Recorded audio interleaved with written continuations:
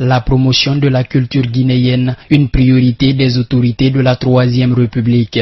C'est dans cette optique que le ministre de la Culture, des Sports et du Patrimoine historique s'engage à redonner du souffle au monde de la culture guinéenne. Un défi que Siaka Bari entend relever à travers la mise en œuvre d'un document qui va recadrer la stratégie à adopter pour l'impulsion de la culture. Depuis la politique culturelle initiée sous le premier régime, qui savait où il allait et qui savait de quoi il s'agissait, par un certain ministre Mamadi Keïta de l'époque, depuis cela, et qui avait même été salué par l'UNESCO en son temps, jusqu'à aujourd'hui, il y a eu des tentatives de mise en place de politiques culturelles, mais il n'y a pas eu de politique culturelle en tant que telle. D'après Siaka Bari, la politique culturelle est la boussole qui permet aux navires culturels d'accoster à bon port, d'où l'organisation d'ailleurs des journées de concertation dans tout le pays. Une occasion pour les acteurs évoluant dans ce secteur de procéder à l'approbation de la politique culturelle qui naîtra de cette concertation. Nous voulons imprimer une vision à ce secteur, des objectifs globaux à ce secteur, des objectifs spécifiques et une méthodologie de travail à ce secteur-là. Le tout contenu dans une politique fiable et viable qui puisse